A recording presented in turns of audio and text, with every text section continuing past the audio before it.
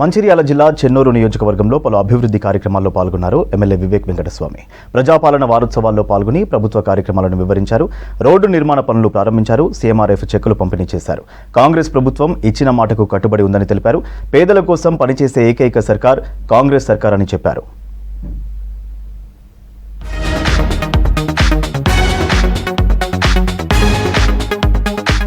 ఇచ్చిన హామీలకు రేవంత్ సర్కార్ కట్టుబడి ఉందన్నారు చెన్నూరు ఎమ్మెల్యే వివేక్ వెంకటస్వామి. 6 గ్యారెంటీల్లో 5 గ్యారెంటీలు పక్కాగా అమలు చేశామన్నారు. గత ప్రభుత్వంలో ప్రశ్నిస్తే అక్రమ కేసులు పెట్టి జైలుకు పంపించేవారని, కాంగ్రెస్ ప్రభుత్వంలో అక్రమ అరెస్టులు ఉండవన్నారు. చెన్నూరులో ప్రజాపాలన వారోత్సవాల్లో పాల్గొన్నారు ఎమ్మెల్యే. చెన్నూరు టౌన్లో 10 కోట్లతో అభివృద్ధి పనులు చేపడుతున్నామని తెలిపారు. చెన్నూరు గ్రామాలలో కూడా సరిగా డిఎంఎఫ్టి ఫండ్స్ పెట్టడం జరిగింది. అందరూ కూడా పనులు ప్రారంభించారు. ఒక నెలలోనే మనము ఈ పనులన్నీ కూడా డిఎంఎఫ్టిలో పూర్తిగా అవుతాయి. 10 ఏళ్లలో బీఆర్ఎస్ ఎంపీ, ఎమ్మెల్యే చెన్నూరులో రోడ్ల అభివృద్ధిని పట్టించుకోలేదన్నారు ఎమ్మెల్యే వివేక్. కనీసం రోడ్లకు రిపేర్లు చేయించలేదన్నారు. తాము అధికారంలోకి వచ్చిన ఏడాదిలోపే 1,80,00,000తో రోడ్ల రిపేర్లు చేయిస్తున్నామని తెలిపారు. భీమారం మండలం జోడువాగుల దగ్గర రోడ్డు పనులకు శంకుస్థాపన చేశారు ఎమ్మెల్యే. త్వరలోనే 100 కోట్లతో 4-వే రోడ్డు పనులు ప్రారంభిస్తామన్నారు వివేక్. ఇంతకుముందు ఉన్న ఎమ్మెల్యే, ఎంపీ ఈ జోడువాగు రోడ్డు గురించి పట్టించుకోలేదు. కానీ కేంద్రం నుంచి మాట్లాడి ఇంతకుముందు నేను ఎంపీగా ఉన్నప్పుడు 15 కోట్ల రూపాయలు ఇక్కడ శాంక్షన్ చేపించి ఈ రోడ్ని మరమ్మతులు ఆ రోజులలో చేయించడం జరిగింది. మళ్ళీ ఒకసారి 1,80,00,000తోని ఈ రోడ్డు మరమ్మతులకు మనం శాంక్షన్ చేయించడం జరిగింది. ఇక్కడ 4 లేన్ రోడ్ కోసం కూడా 100 కోట్ల రూపాయలు ఆల్రెడీ శాంక్షన్ అయినాయి. సీఎం రిలీఫ్ ఫండ్ ఇవ్వడంలో రేవంత్ ప్రభుత్వం టాప్ లో ఉందన్నారు ఎమ్మెల్యే వివేక్ వెంకటస్వామి. గత బీఆర్ఎస్ ప్రభుత్వం 5 ఏళ్లలో 2,400 కోట్ల సీఎంఆర్ఎఫ్ అందిస్తే రేవంత్ సర్కార్ కేవలం 1 ఏడాదిలోనే 840 కోట్లు విడుదల చేసిందని చెప్పారు. మంచిర్యాల జిల్లా భీమారంలో 24 మందికి సీఎం రిలీఫ్ ఫండ్ చెక్కులు పంపిణీ చేశారు ఎమ్మెల్యే. పేదల గురించి ఆలోచించే ఏకైక సర్కార్ కాంగ్రెస్ సర్కార్ మాత్రమేనని తెలిపారు. తెలంగాణ రాష్ట్రం రేవంత్ రెడ్డి గారు ఇప్పటి వరకు ఈ సంవత్సరంలో 830 కోట్ల రూపాయలు వారికి అందరికీ సీఎం రిలీఫ్ ఫండ్ ద్వారా ఇవ్వడం జరిగింది. ఇంతకుముందు బీఆర్ఎస్ ప్రభుత్వం ఉన్నప్పుడు కేవలం 450 కోట్ల రూపాయలు ఉండే. కానీ ముఖ్యమంత్రి వచ్చిన తర్వాత లిబరల్గా, ఎందుకంటే చాలా చోట్ల కూడా యాక్సిడెంట్స్ కావడము, క్యాన్సర్ పేషెంట్స్కి ఎక్కువ నిధులు సీఎం రిలీఫ్ ఫండ్లో శాంక్షన్ చేసి 830 కోట్ల రూపాయలు ఇచ్చిందంటే ఈ రాష్ట్రంలో బీద ప్రజలు వారికి రాజీవ్ ఆరోగ్యశ్రీతో పాటు ఏదైతే 10 లక్షల రూపాయలు ఇస్తున్నారో ఈ సీఎం రిలీఫ్ ఫండ్ ద్వారా కూడా మనకు నిధులు రాష్ట్ర ప్రభుత్వం ఇస్తుంది.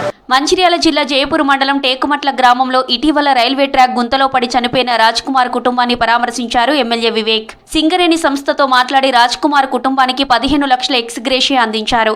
రాజ్ కుమార్ కుటుంబంలో ఒకరికి సింగరేణిలో కాంట్రాక్ట్ ఉద్యోగం ఇప్పిస్తానని హామీ ఇచ్చారు వివేక్. అన్నం తీసుకొని వేయండి సార్, అలా డాడీకి అన్నం తీసుకొని పోయి కాలు జారంలో పట్టాడు సార్. సార్ ఇంటికి వచ్చేయండి సార్, 15 లక్షలు చెక్ ఇచ్చి సాయం చేసేయండి సార్. పని కూడా ఇప్పిస్తామన్నారు సార్. సార్కు ధన్యవాదాలు సార్. చెన్నూరు నియోజకవర్గంలో 10 ఏళ్లుగా పెండింగ్ పడిన పనులను పరిష్కరిస్తున్నారు ఎమ్మెల్యే వివేక్. నియోజకవర్గ ప్రజలకు మెరుగైన మౌలిక సదుపాయాలు కల్పించేందుకు కృషి చేస్తున్నారు.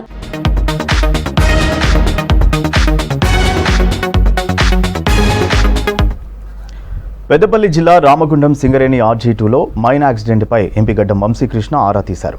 ఢిల్లీ పార్లమెంట్ సమావేశాల్లో ఉన్న ఎంపీ సింగరేణి అధికారులతో ఫోన్లో మాట్లాడి ప్రమాదానికి గల కారణాలు తెలుసుకున్నారు. ప్రమాదంలో హెడ్ ఓవర్మెన్ సత్యనారాయణ మృతి చెందడం చాలా బాధాకరమన్నారు. వారి ఆత్మకు శాంతి చేకూరాలని ప్రార్థిస్తూ వారి కుటుంబానికి నా ప్రగాఢ సానుభూతిని తెలియజేస్తున్నట్టు ప్రకటించారు. సింగరేణిలో ఇలాంటి ప్రమాదాలు పునరావృతం కాకుండా రెస్క్యూ టీం, అధికారులు భద్రతాపరమైన చర్యలు తీసుకోవాలని సూచించారు. కార్మికుల రక్షణే ధ్యేయంగా అధికారులు పనిచేయాలన్నారు ఎంపీ.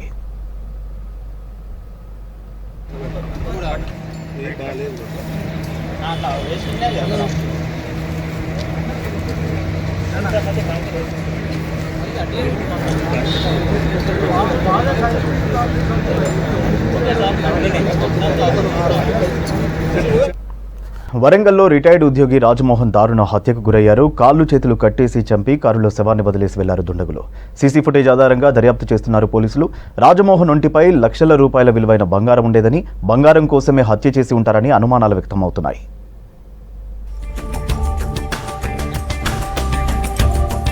వరంగల్లో రిటైర్డ్ బ్యాంకు మేనేజర్ రాజమోహన్ దారుణ హత్య కలకలం సృష్టించింది.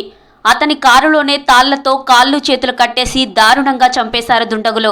డెడ్ బాడీని కారులోనే వదిలి వెళ్లారు. రంగంపేటలో కారులో శవాన్ని చూసిన స్థానికులు పోలీసులకు సమాచారం అందించారు.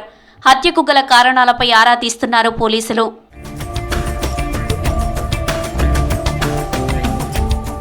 ఉదయం 11 గంటలకు కారులో డెడ్ బాడీని గుర్తించి పోలీసులకు సమాచారం ఇచ్చారు స్థానికులు.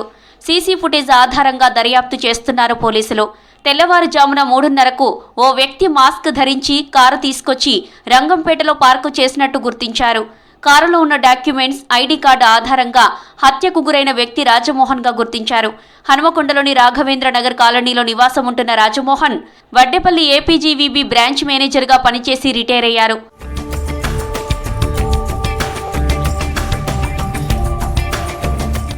మృతుడు రాజమోహన్కు 3 కూతుర్లు, ఒక కుమార్తె అమెరికాలో ఉండగా మరో కుమార్తె హైదరాబాద్లో ఉంటున్నారు. ఇంకో కుమార్తె భార్య 3 ఏళ్ల క్రితం చనిపోవడంతో ఒంటరిగా ఉంటున్నాడు. నిన్న రాత్రి 8 గంటలకు అమెరికాలోని కుమార్తె చాలాసార్లు చేసిన ఫోన్ లిఫ్ట్ చేయకపోవడంతో రాజమోహన్ స్నేహితుడు బాలాజీకి తెలిపింది. 9 గంటలకు రాజమోహన్ ఇంటికి వెళ్లిన బాలాజీ ఇంట్లో లైట్లు ఆన్ చేసి ఉండడాన్ని గుర్తించారు. ఆ తర్వాత 11 గంటలకు రాజమోహన్ నుంచి వీడియో కాల్ వచ్చిన కొన్ని సెకండ్లలోనే కట్ అయిందని తెలిపారు బాలాజీ. ఉదయం వరకు రాజమోహన్ ఆచూకీ దొరక్కపోవడంతో సుబేదారి పోలీస్ స్టేషన్లో ఫిర్యాదు చేశారు బాలాజీ. నేను ఇంటి చుట్టే వాకింగ్ చేసుకుంటా బాలాజీ, వాళ్ళ ఇంట్లో ఉంటా అని చెప్పిండు అంతే. ఇక తర్వాత నేను మామూలుగా అయిపోయింది. రాత్రి 11 గంటలకు వాళ్ళ అమ్మాయి అమెరికా నుంచి ఫోన్ చేసింది. అంకుల్ డాడీ ఫోన్ లిఫ్ట్ చేస్తలేడు, కనీసం మెసేజ్ అయినా పెట్టేటోడు, నా ఫోన్ లిఫ్ట్ చేస్తారంటే సరే అమ్మ నేను ఫోన్ చేస్తానని నేను కంటిన్యూ ఫోన్ చేస్తానంటే నా ఫోన్ కట్ చేస్తారు. ఒక 40-50 ఫోన్లు చేసిన కట్ చేస్తారు. ఆడియో కాల్ చేసిన కట్ చేస్తున్నారు. వీడియో కాల్ చేస్తే 10 సార్లు చేస్తే ఎవడో ఒక అన్నోన్ వ్యక్తి లైన్లోకి వచ్చిండు, పైన ఫ్యాన్ తిరుగుతుంది. అన్ఎక్స్పెక్టెడ్ నొక్కిండు, ఒక మనిషి కనపడ్డాడు, బండి మీద ఉన్నాడు. ఇట్లా చూడాలని టక్కన ఫోన్ కట్ చేసిండు. మళ్ళీ ఎంబటే సెకండ్ అంటే 10 నిమిషాల ఫోన్ స్విచ్ ఆఫ్. రాజమోహన్ ఒంటిపై ఉన్న బంగారం కోసం హత్య జరిగిందా అనే కోణంలోనూ విచారణ జరుపుతున్నారు పోలీసులు. రాజమోహన్ ఒంటిపై లక్షల రూపాయల విలువైన బంగారు ఆభరణాలు ఉండేవని, డెడ్ బాడీపై అవేమీ కనిపించలేదన్నారు స్నేహితుడు బాలాజీ. బంగారం కోసమే ఈ హత్య చేసి ఉంటారని అనుమానం వ్యక్తం చేశారు. మాకు తెలిసి ఆయనకి ఎవరు శత్రువు కాదు, దేవుడు సార్. కనబడేటోళ్ళకి సాయం చేస్తారు సార్. ప్రతి అనాథశాలకు పోయి వాళ్ళకు భోజనాలు పెట్టిస్తుంటాడు, దేవుడు సార్ ఆయన. పాపం సార్ తెలిసి ఎవడో కావాలని చెప్పి ఆ బంగారం కోసమే చేసినట్టు అని అనిపిస్తాను. కక్షలకి ఇట్లా ఆయన కారు మరి ఇటు వరంగల్లో కాశీబుగ్గ వాళ్ళ సొంతూరు, అసలు సొంతూరు కాశీబుగ్గ. మరి కాశీబుగ్గకు వచ్చిర్రా ఆయన ఎవరైనా ట్రాప్ చేసి పిలిచిరా అనేది తెలియదు. రాజమోహన్ హత్యపై పోలీసులు అన్ని కోణాల్లో విచారణ చేస్తున్నారు. అతని ఫోన్ రాత్రి 11 గంటల తర్వాత స్విచ్ ఆఫ్ అయినట్టు గుర్తించారు. ప్రత్యేక బృందాలతో హంతకుల కోసం వెతుకుతున్నామన్నారు పోలీసులు. Clues team, dog squad, forensic teams తో దర్యాప్తు చేస్తున్నామని తెలిపారు వరంగల్ ఏసీపీ నందిరామ్ నాయక్. తీరు చూస్తే కొద్దిగా అనుమానాస్పదంగా ఉన్నది. అనుమానాస్పద సిచ్యువేషన్లో డెడ్ బాడీ ఉన్నది. సో అది కొంచెం టైం పడుతుంది మీకు అన్ని పూర్తి వివరాలు చెప్పడానికి. లేదండి, మాకు ఇక్కడ ఉన్నటువంటి నైబర్స్ ద్వారా మాకు సమాచారం వచ్చింది. ఆ సమాచారం రావడంతోనే వెంటనే మేము ఇక్కడ రావడం జరిగింది. సో ఇక్కడ కొంతమంది చూసినటువంటి వాళ్ళు చెప్తున్నారు, తెల్లవారుజామున కారు ఒక వ్యక్తి తీసుకొచ్చి ఇక్కడ పార్కింగ్ చేసి పోయినట్టుగా చెప్తున్నారు. ఇవన్నీ కూడా వెరిఫై చేయాల్సి ఉన్నది.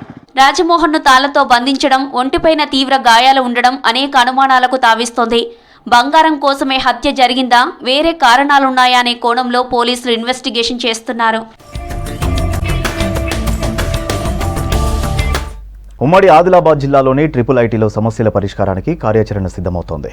10 ఏళ్లుగా సమస్యలతో సతమతమవుతున్నారు విద్యార్థులు. రెగ్యులర్ వైస్ ఛాన్సలర్ నియామకంతో సమస్యలు పరిష్కారానికి మార్గం ఏర్పడింది. 6 నెలల్లో సమస్యలను వీసీ పరిష్కరించాలంటున్నారు విద్యార్థి సంఘాల నేతలు.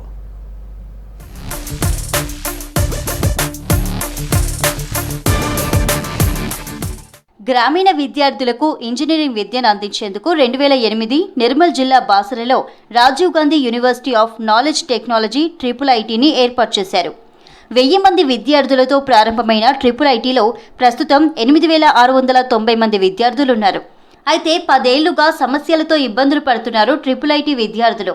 నాసిరకమైన భోజనం, డ్రెస్ల పంపిణీ, ఫ్యాకల్టీ ఖాళీల భర్తీ సమస్యలు పరిష్కరించాలని నిరంతరం ఆందోళనలు చేస్తున్నారు. 2012 నుంచి కంప్యూటర్ల సమస్య తెరపైకొచ్చింది. ఫైనల్ ఇయర్ విద్యార్థులకు కంప్యూటర్లు తప్పనిసరి. కంప్యూటర్లు అందుబాటులో లేక విద్యార్థులు అవస్థలు పడ్డారు. హాస్టల్లో నాసిరకం ఫుడ్తో విద్యార్థులు అనారోగ్యం బారిన పడుతున్నారు.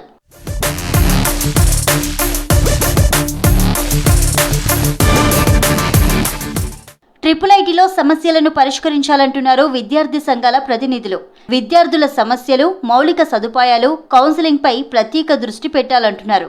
6 నెలల్లో సమస్యల పరిష్కారానికి కొత్త వీసీ కార్యాచరణ చేపట్టాలంటున్నారు. నెలకొకసారి 2 నెలలకొకసారి విద్యార్థులు ఆత్మహత్యలు చేసుకుంటున్నారు. ఇంత ఆత్మహత్యలు చేసినా, ఇంత ఇబ్బంది వచ్చినా మీరు ఎందుకు తక్షణమే దీని మీద ఒక కమిటీ ఏర్పాటు చేసి ఎందుకు స్పందించలేకపోతున్నారు? స్థానిక మీరు వీసీని చేంజ్ చేశారు, ఓకే, ఇప్పటికైనా వీసీ చేంజ్ అయినా కూడా నెల రోజులు అవుతుంది. ఇప్పటికే వీసీ చేంజ్ అయిన వెంటనే ఒక అమ్మాయి ఆత్మహత్య చేసుకుంది. ఏమన్నా మా భారతీయ జనతా పార్టీ నాయకులు, కార్యకర్తలు లోపల పోవాలని అనుమతిస్తలేరు, మీడియాకు అక్షయాలు పెట్టారు. ఇన్ని రోజుల వరకు రెగ్యులర్ వీసీని కూడా ఏర్పాటు చేయకుండా ఏదో నడిపించినామంటే నడిపించినటువంటి పరిస్థితులు ఉండే కదా ప్రభుత్వాలు.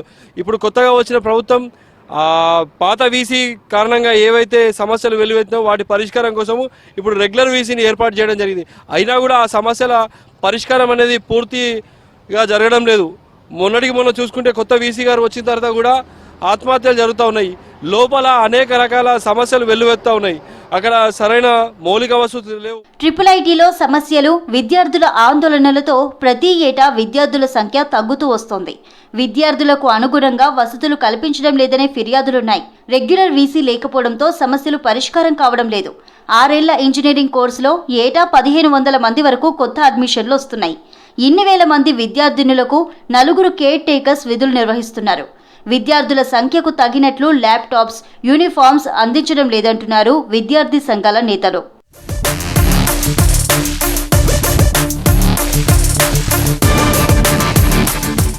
9,000 మంది విద్యార్థులకు 3 మెస్లే ఉన్నాయి. విద్యార్థులకు ఉదయం అందించాల్సిన అల్పాహారం అర్ధరాత్రి నుంచి ప్రిపేర్ చేస్తున్నారు. దీంతో కొన్ని గంటల ముందు రెడీ చేసిన టిఫిన్ చల్లబడడంతో విద్యార్థులు తినడం లేదు. భోజనం ఏర్పాట్లలోనూ ఇదే పరిస్థితి కనిపిస్తోంది. మంచినీటి వసతితో పాటు మౌలిక సదుపాయాలు ఏర్పాటు చేయడం లేదని ఆందోళన వ్యక్తం చేశారు విద్యార్థులు. కొందరు అధికారులు బినామీ పేరుతో కాంట్రాక్టులు, మెస్లు నిర్వహిస్తున్నారని ఆరోపణలు వినిపిస్తున్నాయి.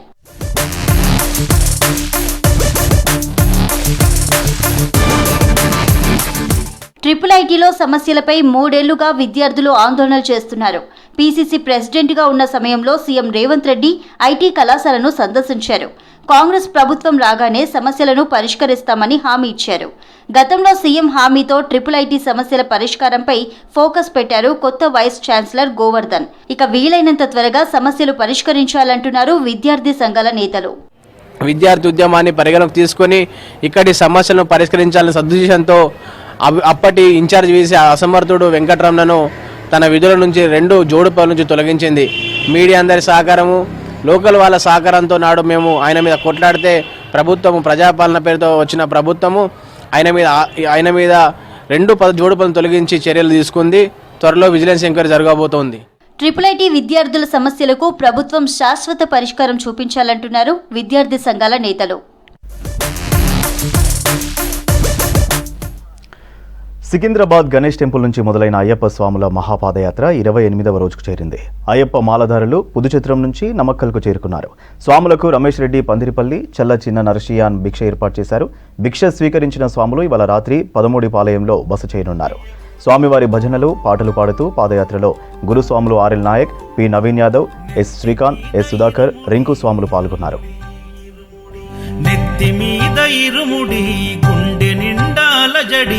అడుగడుకున నోట స్వామి శరణఘోష శరణఘోష. ఇల్లు తల్లిదండ్రులొదిలి, భార్య పిల్లల బంధమొదిలి, కానల్లో కాలి నడక సాగయాత్ర సాగయాత్ర. అయ్యప్ప స్వామి భక్త బృందం గురుస్వాముల వెంట యాత్ర. కన్నె కత్తి గంట గదా పెరు స్వాముల జంట యాత్ర. మునుపెన్నడూ చూడనిది దివ్య యాత్ర. వేణుగోపాలు సుశీల్ గురు స్వామి చూపిన యాత్ర పాదయాత్ర. పాదయాత్ర ఇది పాదయాత్ర. ఆ పంపా నది తీరానికి పాదయాత్ర. ఆ శబరీషుని సన్నిధికి పాదయాత్ర. శరణం స్వామి శరణం శరణం స్వామి శరణం శరణం స్వామి శరణం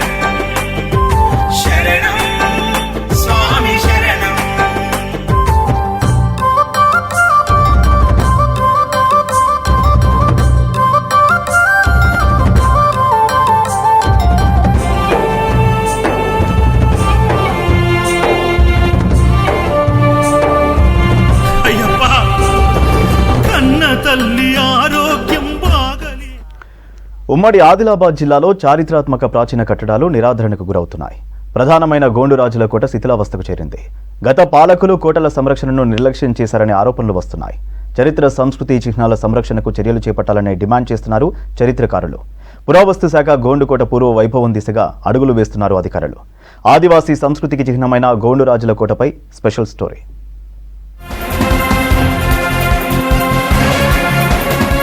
ఉమ్మడి ఆదిలాబాద్ జిల్లాలో ప్రాచీన కట్టడాల్లో 72 చారిత్రాత్మక కోటలున్నాయి. కాలక్రమేణా ఈ కట్టడాలన్నీ శిథిలావస్థకు చేరుకుంటున్నాయి. వీటిలో ప్రధానమైనది ఉట్నూరు గోండురాజుల కోట. ఈ కోటకు దాదాపు 700 ఏళ్ల చరిత్ర ఉంది. మొదట చంద్రాపూర్ గోండురాజు బల్లార్షా రాజు కింద ఉట్నూరు గోండురాజులు సామంతులుగా ఉన్నారు. తర్వాత ఉట్నూరు రాజధానిగా రాజ హనుమంతరావు, జలపతిరావు రాజదేవశాల పాలన సాగింది. ఈ రాజులే 1909లో 3 ఎకరాల్లో ఈ కోట నిర్మించారు. ఈ కోటలో ఆత్రం రాజు గోండులు, సీతా గొందిరాజుల చరిత్ర ఉంది.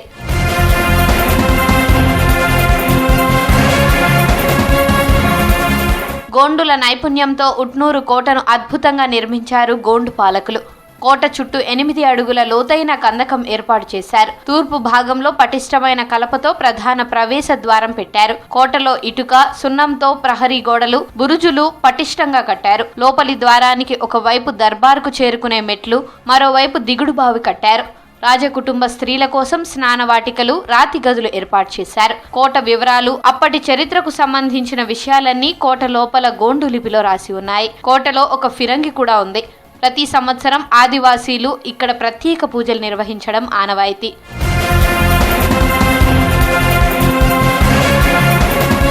ఉమ్మడి జిల్లాలోని కోటల్లో ఉట్నూరు కోటకు ప్రత్యేకత ఉంది. స్వాతంత్ర్యం తర్వాత ఈ ప్రాంతం నిజాం సంస్థానం ఆధీనంలోనే ఉండేది. భారతదేశంలో విలీనం తర్వాత ఈ కోట పరిరక్షణకు చర్యలు తీసుకున్నారు అప్పటి పాలకులు. కానీ కాలక్రమేణా కోటలు నిరాధరణకు గురవుతున్నాయి. ఈ కోటల్లో గుప్త నిధుల తవ్వకాలకు అడ్డు లేకుండా పోతోందని ఆరోపణలున్నాయి. ఉట్నూరు కోటలోనే అప్పుడు వసూలు చేసిన శిస్తును జమ చేసేవారని చరిత్ర చెబుతోంది. బంగారు, వెండి నాణాలను పాత్రలో ఉంచి కట్టడాల కింద గుప్తం చేసేవారని చెబుతున్నారు చరిత్రకారులు. దీంతో ఉట్నూరు కోటలో ఖజానా ఉందని, దుండగులు ఇక్కడ తవ్వకాలు చేసి విధ్వంసం సృష్టించారని చెప్తున్నారు స్థానికులు.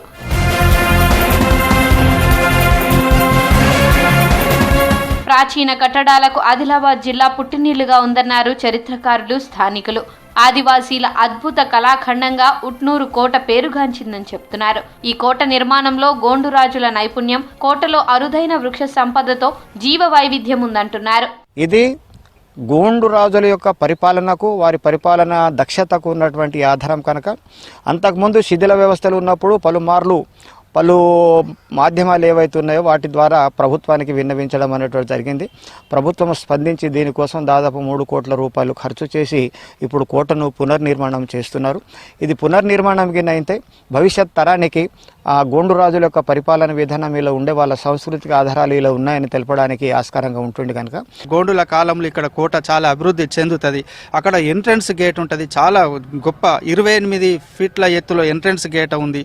దానికి 16 ఫీట్ల ఎత్తులో తలుపులు ఉండేవి, 9 ఫీట్ల వెడల్పుతోటి దర్వాజాలు ఉండేవి. అంత పటిష్టంగా ఆ కోట నిర్మించిళ్ళు. గుప్త నిధుల కొరకు అనేక దొంగలు దాన్ని తవ్వుతున్నారు. అటువంటి పురావస్తు అంటే ప్రాచీన కాలం రాజులు అందించిన మనకు ఈ కట్టడంని, ఈ వాస్తు సంపద ఇప్పుడు మొత్తం చెల్లాచెదురం అవుతుంది.